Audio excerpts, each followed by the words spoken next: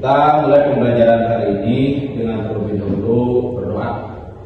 Silakan sobat, pimpin doa dulu.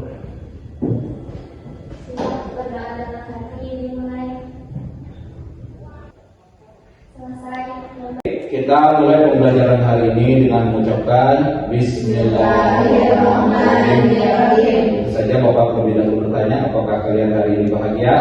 Bahagia. Kenapa Bapak katakan itu? Sebab dengan kebahagiaan yang kamu bawa dari rumah ke sekolah, maka kamu akan lebih tenang dalam belajar, akan lebih mudah menerima pembelajaran hari ini, ya. Baik, siapa yang tidak hadir hari ini? Hadir semua, ya? Hadir.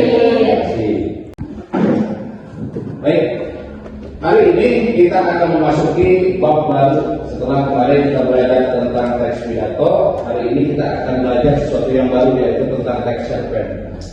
Kamu pernah merasakan sesuatu kehidupan di masyarakat atau di keluarga atau bersama dengan punya masalah? Ya. Kalau masalah itu kamu tulis dalam sebuah teks, dalam sebuah buku, maka itu bisa jadi cerita. Dan cerita itu bisa dikenal sebagai cerita pendek atau cerpen. Sebelum Bapak memulai belajar, terlebih dahulu Pak katanya, pernahkah kalian membaca cerpen?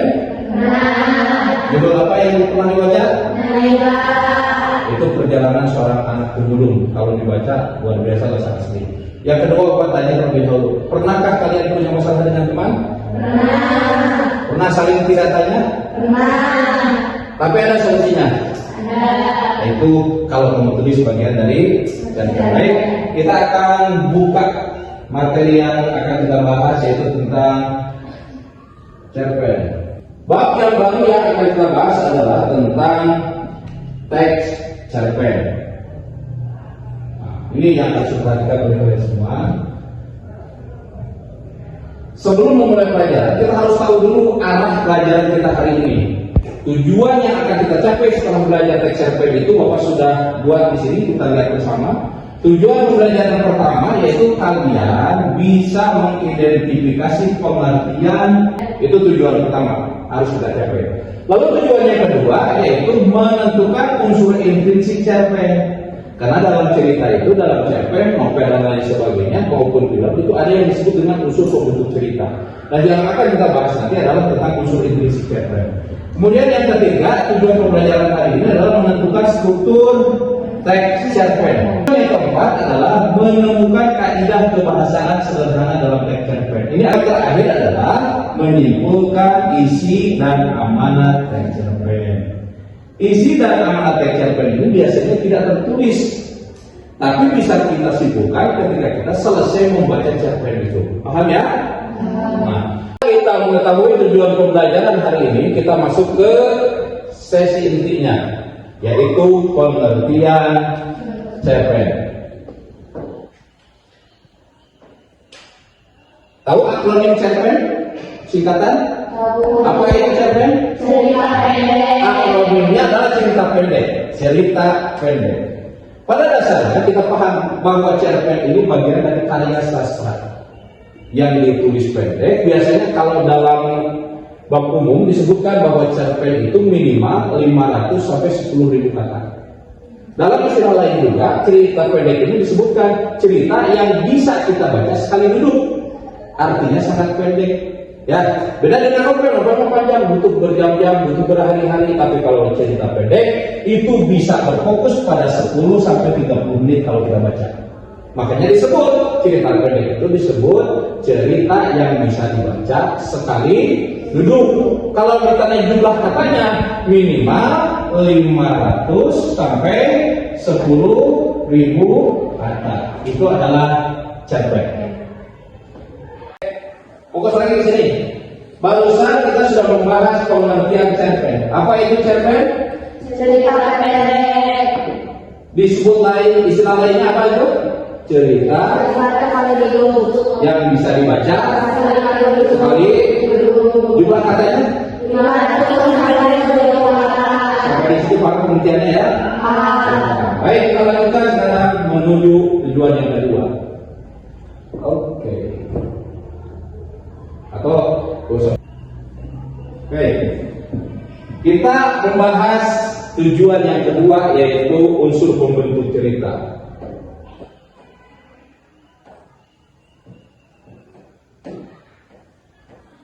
Ingat, unsur pembentuk cerita itu ada dua. Satu ada yang disebut dengan unsur intrinsik, yang kedua unsur ekstrinsik. Nah, ini harus paham ini. Setiap cerita, baik cerpen, novel, atau film sekalipun, drama dan sebagainya, maka unsur pembentuknya ada dua. Satu unsur intrinsik, dua unsur ekstrinsik. Ini harus dipahami. Semua cerita, baik yang tertulis maupun difilmkan, unsur dan pembentuknya ini, yaitu unsur intrinsik dan unsur ekstrinsik. Kita lihat di sini. Nah, kita bahas satu-satu. Apa yang dimaksud dengan unsur intrinsik? Nih, kelas. Unsur intrinsik itu adalah unsur yang membangun cerita dari dalam. Mutlak harus ada dari dalam. Namanya unsur intrinsik. Ulangi, supaya lebih paham. Unsur intrinsik itu adalah unsur yang ada di dalam cerita. Ulangi, unsur intrinsik itu adalah unsur yang ada di dalam cerita. apa saja? Ada nih 1, 2, 3, 4, 5, 6. Ada 6 unsur intrinsik dalam cerita. 1, apa itu? Tema. 2, lihat tokoh. Ada pengokohan di situ. Apa lagi? Alur. Terus latar. Nah, terus Sudut pandang dan amanah. Ada berapa tadi? dan Ulangi. Ada berapa unsur intrinsik itu? Ada 1, 2, atau pengokohan 3, alur, latar, sudut pandang, 6. amanah, Inilah yang disebut unsur. intrinsik. Yang kedua unsur pembentuk itu adalah unsur ekstrinsik. Apa itu unsur ekstrinsik? Kalau unsur intrinsik itu adalah unsur cerita yang ada di dalam cerita. Kalau unsur ekstrinsik adalah unsur dari luar cerita itu, tapi mempengaruhi isi cerita. Kebalikannya berarti, unsur intrinsik adalah unsur yang ada di dalam cerita. Unsur ekstrinsik adalah unsur yang ada di luar, tapi mempengaruhi isi cerita itu. Apa saja? 1, latar belakang pengarang. Ini juga berpengaruh. Yang kedua, nilai sosial, budaya, dan agama. Yang ketiga, kondisi masyarakat saat karya dibuat. Itu berpengaruh. Misalnya, Bapak membuat cerita pendek tentang kisah kamu di SMP Negeri 1 Paragasalat, maka karakternya pasti muncul tentang SMP Negeri 1 Paragasalat. Itulah yang disebut dengan unsur ekstrinsik. Paham? Baik, Bapak ulangi, apa yang dimaksud dengan unsur intrinsik? Unsur yang ada di dalam cerita. Ada berapa tadi? Ada Bukan. tokoh, alur, latar, sudut pandang, amanah. Oke. 6 ya? Ya, Apa yang dimaksud dengan unsur intrinsik? unsur yang ada di dalam cerita. Oke. Selanjutnya kita akan membahas tentang struktur teks cerpen. Struktur itu bagian-bagian dari tubuhnya cerita pendek ya. Pertama, struktur yang pertama yaitu orientasi. Apa yang ada dalam orientasi itu? 1 nih, pengenalan tokoh. Biasanya dalam cerpen disebutkan dulu nama tokoh.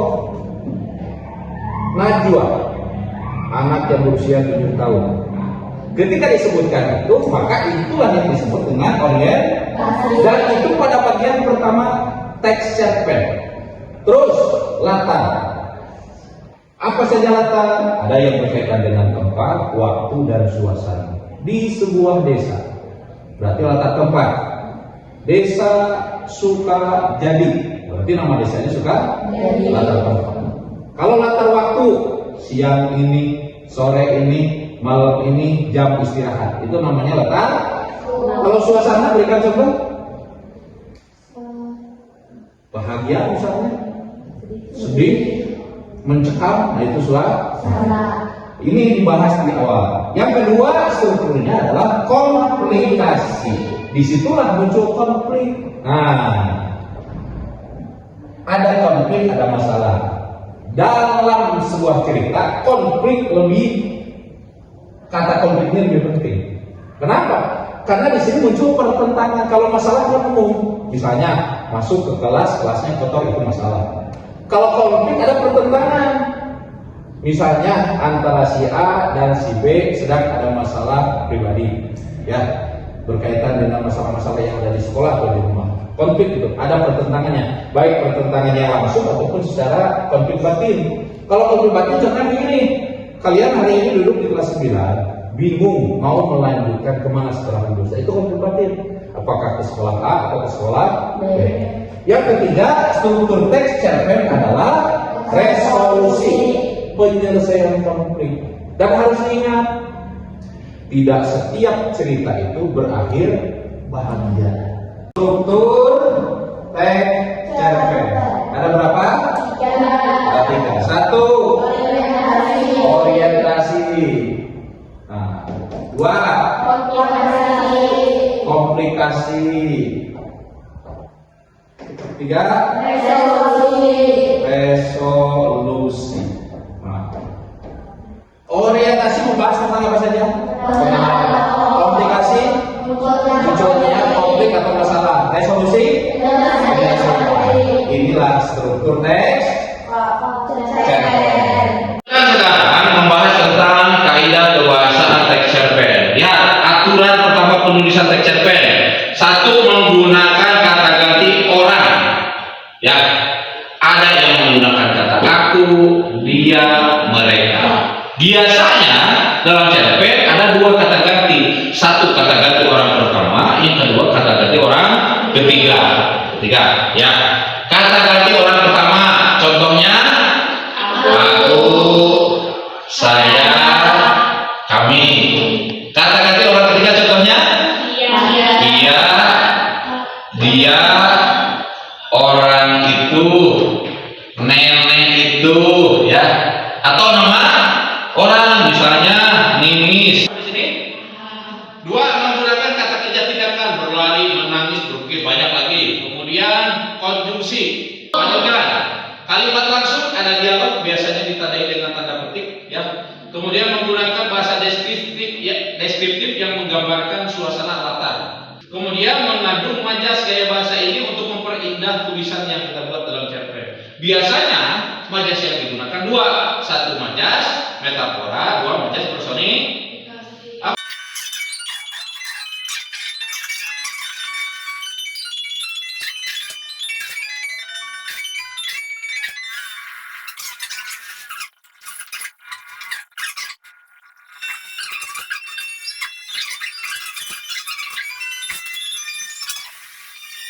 Sudah siapkan contoh ringkas cerpen. Bisa membantu membaca juga? Silakan maju ke depan, bacakan saja. Ini ada sedikit ringkasan saja. Silakan dibacakan. Judul 1, 2 ayat. Tadi itu aku melihat ayat. Kita lanjutkan. Sebelum kita akhir pembelajaran hari ini, kita tes dulu.